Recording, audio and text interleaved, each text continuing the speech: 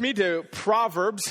Proverbs chapter 13 is going to be our theme verse for the day. Proverbs 13, verse 20, actually. Today we're looking at what Proverbs has to tell us about friends and friendship. And so I want you to think, what is the period of your life when you get to spend the most amount of time with your friends? As a dad with young children, I can definitely say it is not this period of my life. For most of us, the answer is high school. High school, maybe college. So I want to give us a couple of life hacks that have to do with high school or college. And for those of you that are in high school, I'm going to break some really important information to you that you may not be aware of right now. So if you're high schooler, look at me. Do you know what your job in life is right now? It's to learn.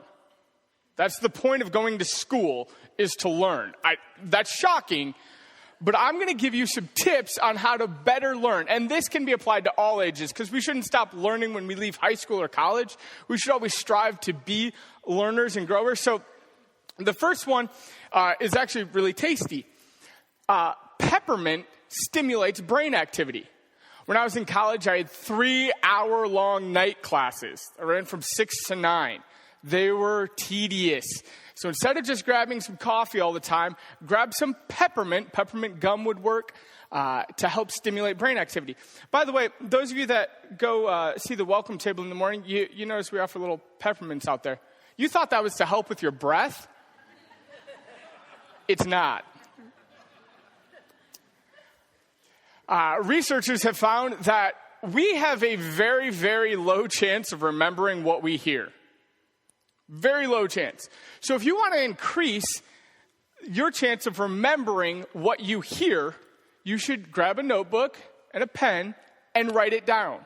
You are 4 times more likely to remember something you write down than something you simply hear.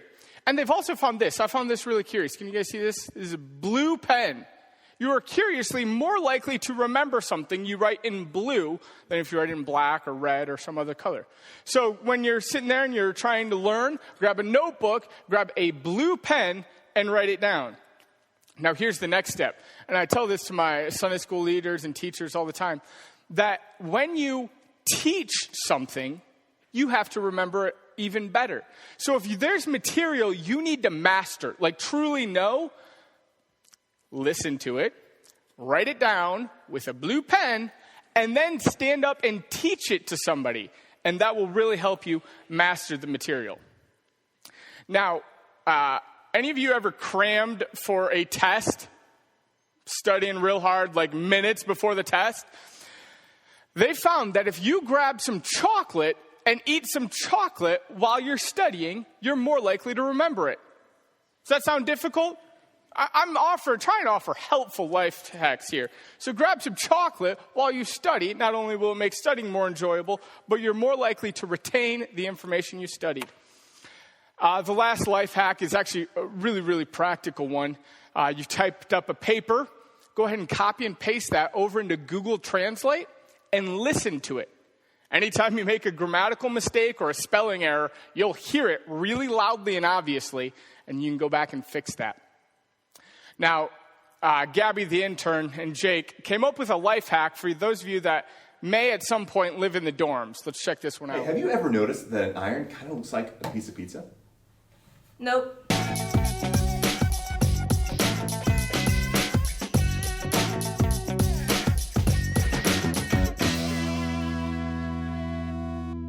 Hey guys, it is Jake and Gabby the intern, and we have another life hack video for you.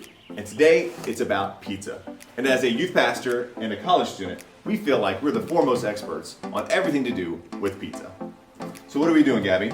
Today, we are going to be warming up a slice of old pizza on an iron. So we noticed that a piece of pizza and an iron are kind of shaped the same.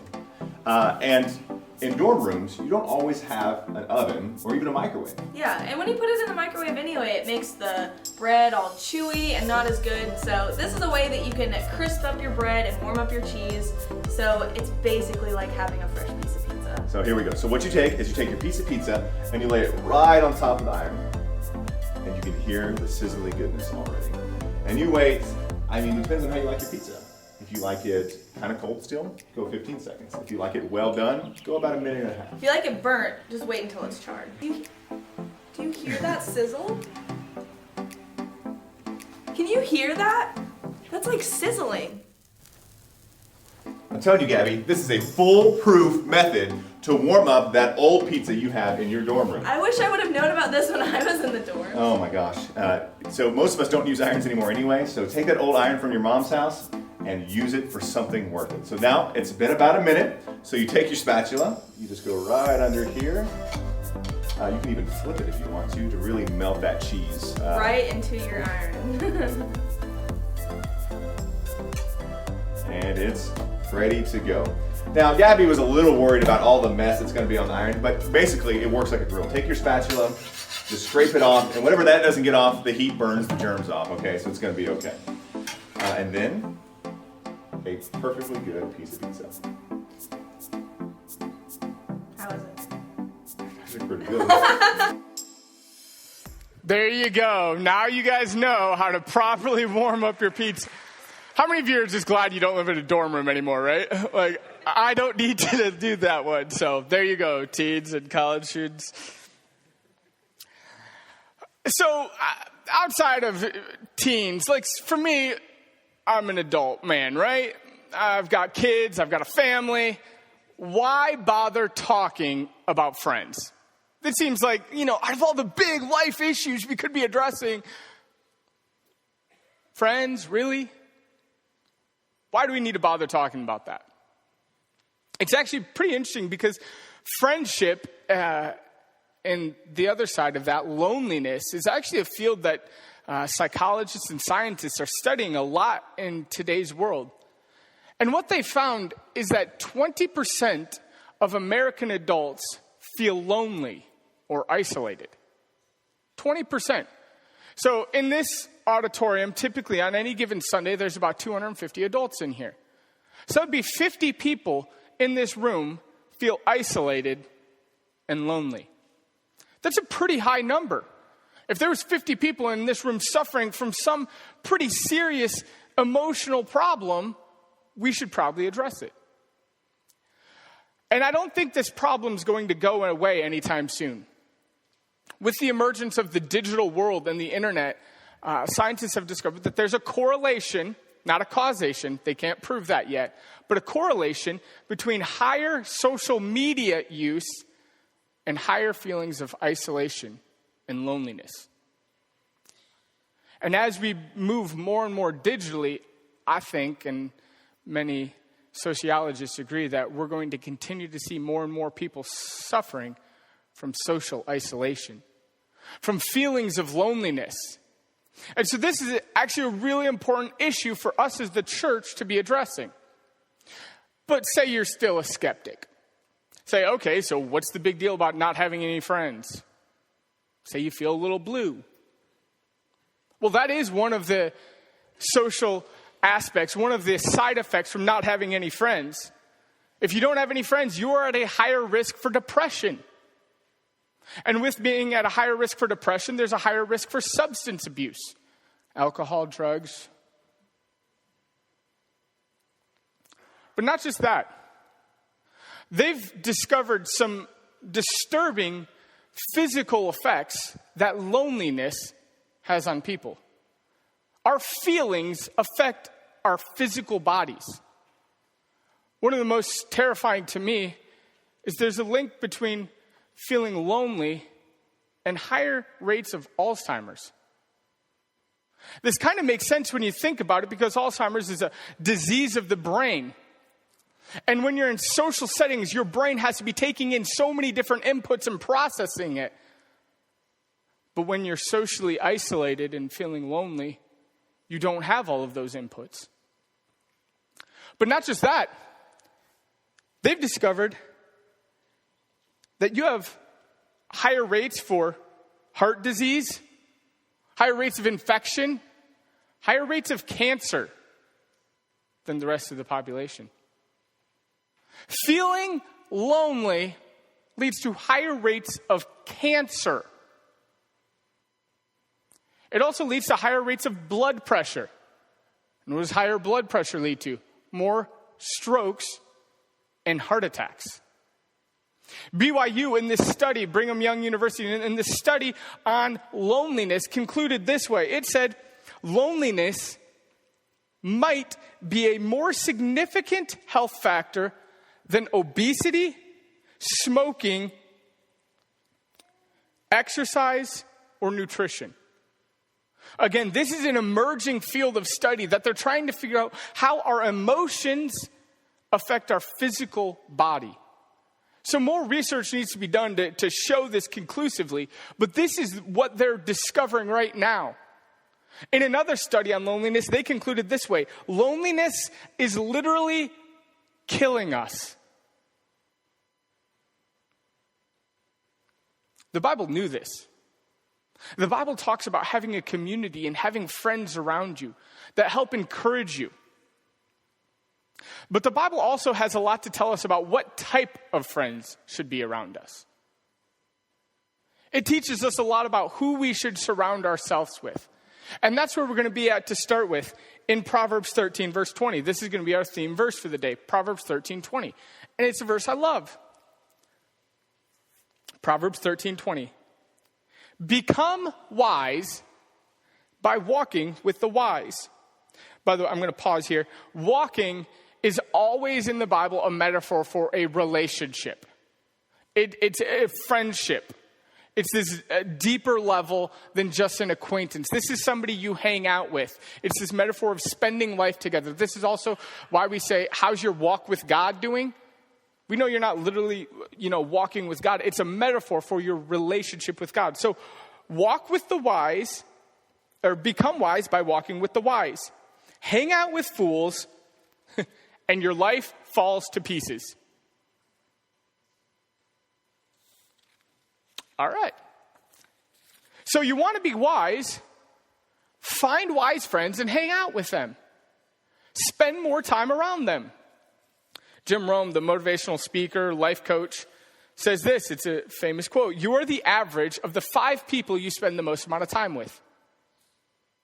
You are the average of the 5 people you spend the most amount of time with. So I'm going to pause right here. I want you to pull out a pen. If you've got the notes, write these down. But write down the 5 people you spend the most amount of time with. Use the connection form. Write that down. It might be a spouse. It might be coworkers. It might be a parent. It might be a child. Write down the 5 people you spend the most amount of time with. I'll wait.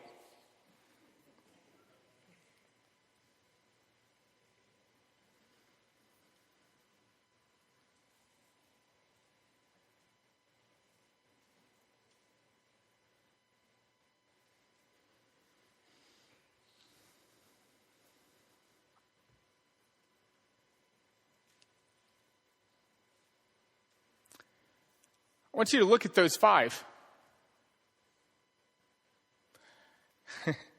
Is that a good list or a little bit scary? Is this something you would look and say, oh yeah, I can see how I'm like these 5? But researchers have found that it actually goes a lot deeper than that. Than those 5, because they wanted to test this. They wanted to see how exactly do your friends impact you. But it's really hard to measure values or priorities or goals. Like, it's really hard to measure those things. So they're like, how exactly can we test people to see how their friends impact them? And they came up with one area. And it's a little bit embarrassing. Weight gain. So they said, let's study people and see how their friends gaining weight impacts them. And so they did. They found people, and they found this. They found that if you have a friend that becomes obese, in the next 2 to 4 years, you are 45% more likely to gain significant weight. Just you having a friend that becomes obese, you are 45% more likely to become obese in the next 2 to 4 years. Gain significant weight. That fits with Jim Rohn's comment, right? You are the average of the 5 people you spend the most amount of time with. But here's where the study gets a little bit weird. Because say your friend has a friend Your friend doesn't become obese, but he has a friend that becomes obese. So this isn't anybody even in your social circle. This is someone in another circle that maybe you've bumped into occasionally. You've met them at a party or social gathering, but you're not friends with them. You don't really know them.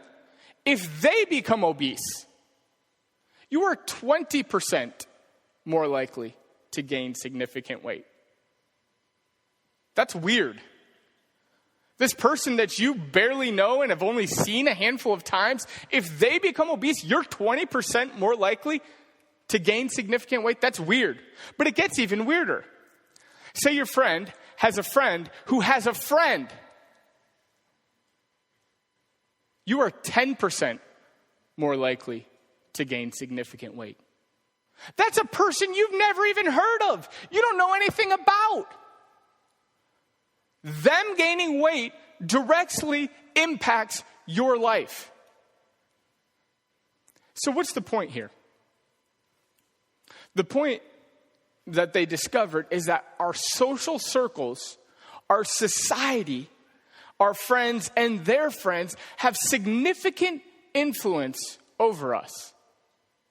So we need to watch carefully and guard carefully who we spend so much of our time with, who we spend our life with, because it has direct bearing on the outcome of our life. What passes between close friends are values, convictions, morals, habits, and goals. And they pass back and forth between friends without us ever being aware of it. We adopt the goals, the values, the convictions, the morals of our friends subconsciously, without consciously being aware that we are synchronizing with them. Our communities deeply affect us. So let's go back to Proverbs 13:20. And I love the way this verse sets up, because it says, hang out with the wise and you'll become wise. Hang out with a fool, and you'll become a fool. Does it?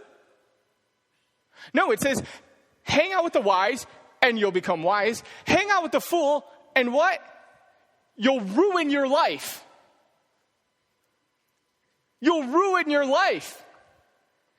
It's not trying to prove that you're going to become a fool.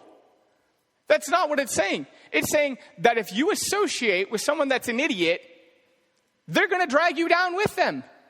It's not saying you're going to become an idiot, but their idiocy is going to rub off on you and hurt you. So don't associate with those people. Don't walk with those people. So let's look at maybe some friends we should not have. Proverbs gives us a great list of people we should not be friends with. In Proverbs 6, verses 16 through 19. Proverbs 6, 16 through 19. We're going to look at some friends we should not have, and then some friends we should have. And these are characteristics of people and people themselves.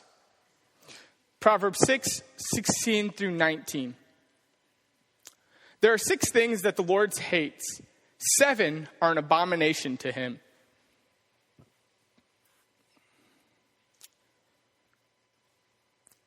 I think we should always kind of perk up a little bit whenever it says God hates something. These are people and characteristics that the Bible, not me, the Bible is saying God hates them. Hates these. The haughty-eyed, the lying tongue, hands that shed innocent blood, a heart that devises wicked plans, feet that make haste to run to evil, a false witness who breathes out lies, and one who sows discord among the brothers. So here we have 6 things the Lord hates, yea, 7 are an abomination to him. We're going to combine it into 6 people we should not hang out with, 6 people we should not be friends with. And the first one is the haughty-eyed. These are people that are prideful, that think, I'm better than you. I'm going to make sure the world and everything in it revolves around me. I'm better than you.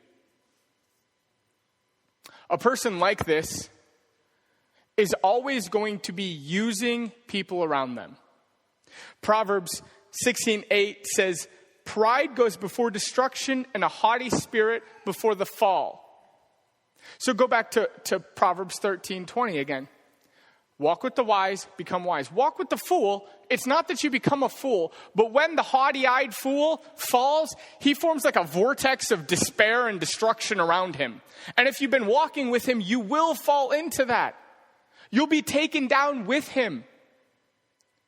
And so Proverbs 16 says the haughty spirit goes before the fall. Proverbs 13 says don't associate with that type of fool. The next category of person is a liar. Someone who's loose with the truth. Run away from them. Everybody like that will eventually betray you. If they lie to other people, they're going to lie to you. Proverbs 24:28 says, be not a witness against your neighbor without cause, and do not deceive with your lips. Again, go back to Proverbs 13. Walk with the fool, ruin your life. Because here's the thing that I know to be true. Even if you are 100% committed to always telling the truth, if you are friends with and associate with the person that's known to be a liar, what do people think about you? They won't trust you. They'll associate you with that same liar. And so you will be guilty simply by association. I think every parent has had that message for their kids at some point. You can't hang out with them because their guilt will rub off on you. And this is especially true with people who lie. The third category is an abuser. This is a bully. Someone who uses their power and authority to get something from everybody else. They use their power and authority to manipulate, to push around, to take advantage of.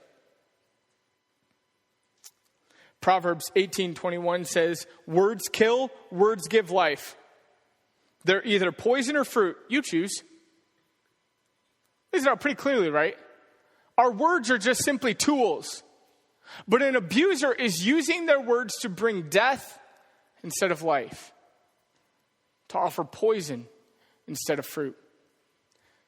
Notice that an abuser can be someone physically intimidating other people. But more often than not in today's world, it's someone that uses their words or their influence to bully other people. To be an abuser, to take advantage of their power and their position. Proverbs 19:19 again warns us what we should do with these type of people. It says, let angry people endure the backlash of their own anger. If you try to make it better, you'll only make it worse. Again, go back to Proverbs 13:20. Hang out with the fool, your life will get ruined. Hang out with an abuser, and the backlash of their abuse is eventually going to come back on them. So don't try and intervene and help them out. Cut them off and distance yourself from them, because otherwise the backlash will come on you as well. Even if you're completely innocent. The backlash of an abuser will come back. And by the way, you will eventually always become the victim of the abuser if you're friends with them. You know that the first people that a bully often bullies are his own crew. Even if it's verbal abuse in the office, there's the group of people that hang out. I've learned this from extensive movie watching. The fourth person, evil implementers. This is someone who, this is combining the two things. In verse 18, a heart that devises wicked plans and feet that make haste to run to evil. So this is an evil implementer. Okay, confession time, right? I have had evil thoughts at some point. How many of you have ever been passed driving the highway or down the road in inclement weather by someone racing past you? And secretly, this is my confession. You can say if you've ever had this. You really hope to see them in a ditch in the next 5 minutes. That's an evil thought, right? The evil implementer goes a step further and races up behind them and maybe nudges the back bumper a little bit. They think evil thoughts, and then they go ahead and do them. And they're quick to do them. Proverbs 4, 14 through 16 says this: "Do not enter the path of the wicked, and do not walk in the way of evil. Avoid it. Do not go on it. Turn away from it and pass on it, for they cannot sleep unless they've done wrong. They are robbed of sleep unless they've made somebody stumble." Don't be friends with this person. Distance yourself from them because they will ruin your life. Fifth is slanderers. Slanderers.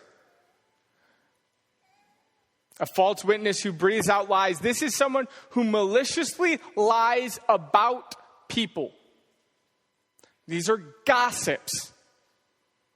God hates gossips. People who talk behind other people's back. Proverbs 11:9 says, "With his mouth, the godless man would destroy his neighbor, but by knowledge, the righteous are delivered." I want to pass you a little piece of knowledge about the gossip. It may be really fun to hang out with a friend and talk bad about other people. There's something bonding about that. It's fun. But know this: the second you walk away from that friend and go do something else, that friend's finding somebody else to talk bad about you behind their back. That person, that gossip, that slanderer doesn't discriminate, because it's all about them, making themselves feel better. And so you will be their victim.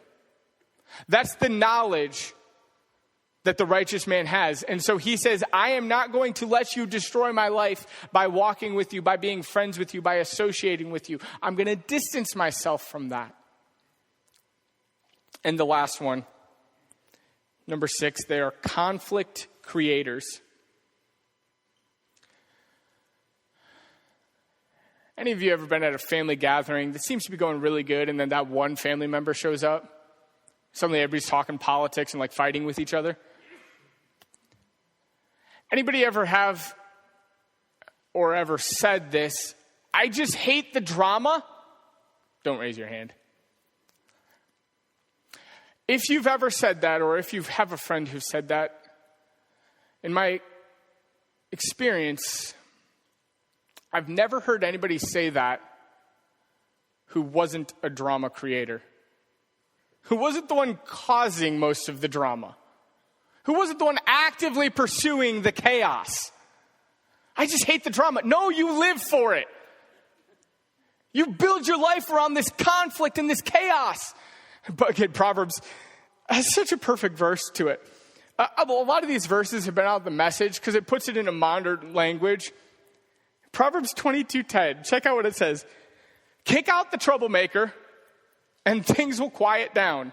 You need a break from all the bickering and griping.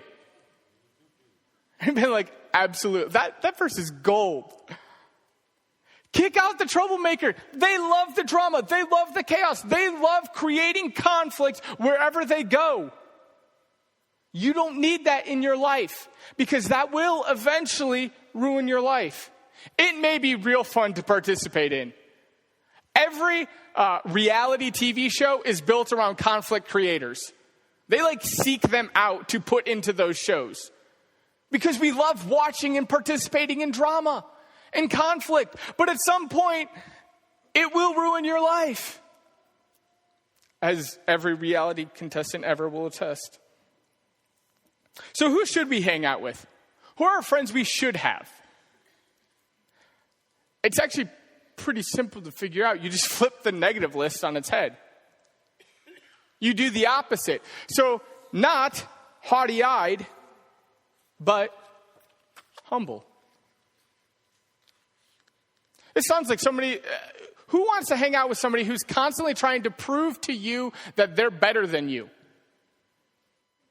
It said of Jesus, the God who came in the form of human flesh in Philippians, it said, God did not consider equality. Jesus did not consider equality with God something to be grasped, but rather humbled himself and became obedient, even to the point of death on the cross.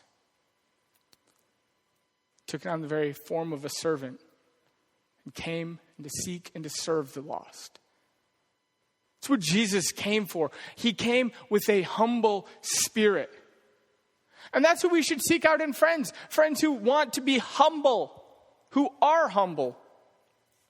But not just humble, not liars, right? But truthful. And by the way, it's really easy to be truthful when it costs you nothing. You're kind of a sociopath if you lie just for the sake of lying. There's clinical terms for people like that. Seek out someone that's truthful, even when it costs them something. Even when it hurts them a little bit. That's the type of friend you want to have around you. Third, not an abuser, but a defender.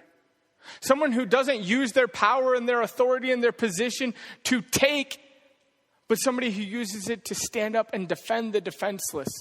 By the way, fathers, this is one of our fundamental roles, is to help defend our wife and our children, our families and our communities. Be a defender.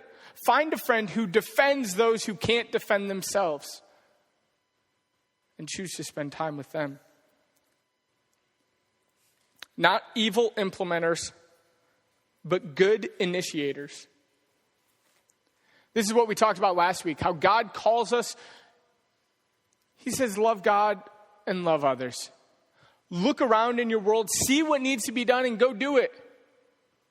Just find something good to do. And so there's the bad side, right? The evil initiators that are looking for evil things to do and then going and do them. But we often fall short of that, of the good initiators. There's kind of two categories of people that aren't necessarily bad people, but they're not the friends we should be seeking out. They're the people, the first category is people that don't even know what good needs to be done.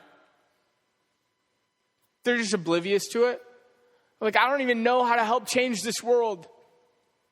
That's the one category. And then the next category is the person that here, I've got all these plans for how we can do good things, but they never go do them.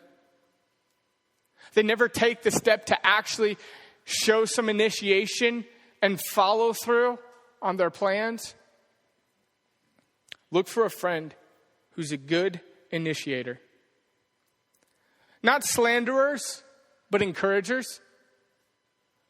Again, this Proverbs is filled with practical, common sense wisdom. Why would you want to hang out with someone who's constantly tearing other people down? Instead, look for a friend who encourages those they're around, who lifts them up, who uses their word to bring life, not death.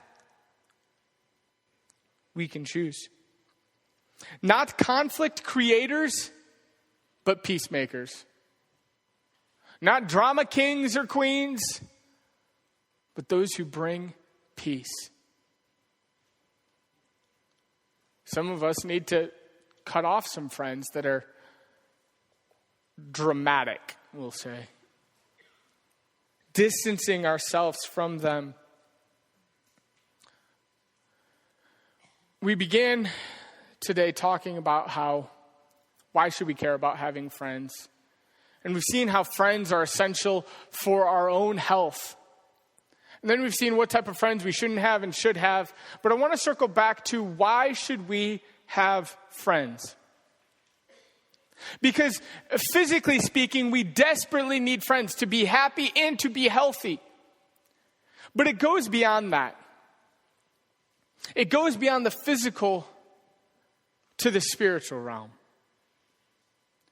See, having friends and the topic of friendship is at the heart of the gospel. The big theological word is reconciliation.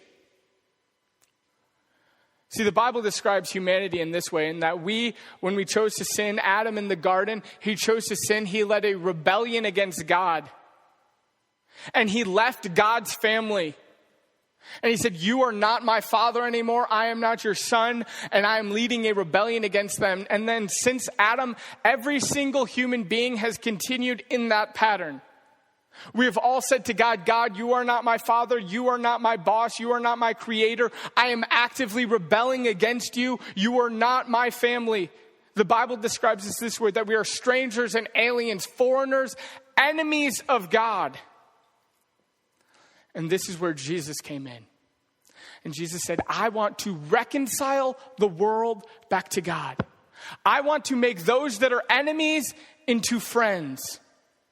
And so he came and died the traitor's death, the death of those that had rebelled against God in our place, so that we can be made friends of God. The Bible describes it this way. He says, Jesus says, I have reconciled you to the Father. I have made you that were strangers and enemies of God into friends of God. Now here's what I want you to do. I am giving you the job of introducing other people to me, of reconciling other people to God. And so he gives us this mission. He says, go and help introduce people to God. Go make other friends of God. That's our mission in life, is to help people become friends of God. Now here, let me ask you this. Can you help somebody who doesn't like you to become a friend of God? There's many different methods of evangelism. But by far the single most effective through the history of the world is what they call friendship evangelism.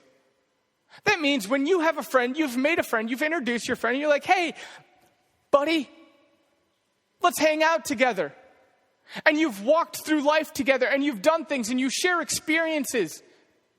You were friends. And you say, let me tell you about the most important thing in my life. The greatest friend I could possibly have. See, John 15, verse 13 says, greater love has no man than this, than that he laid down his life for a friend. See, I have a friend who laid down his life for me so I could have a life after this life. So I could have meaning and purpose in this life. So I can have direction.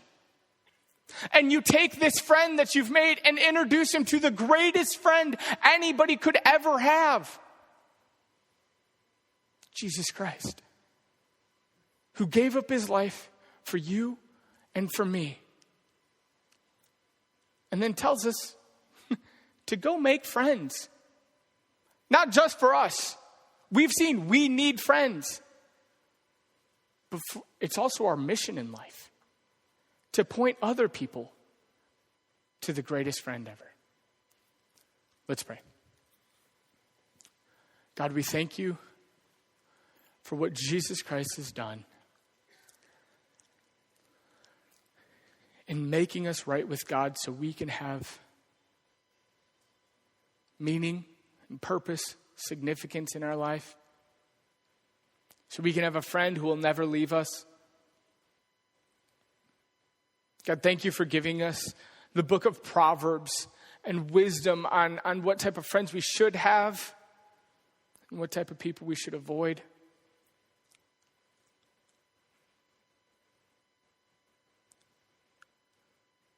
God, thank you that you know us, and despite knowing us, you choose to love us.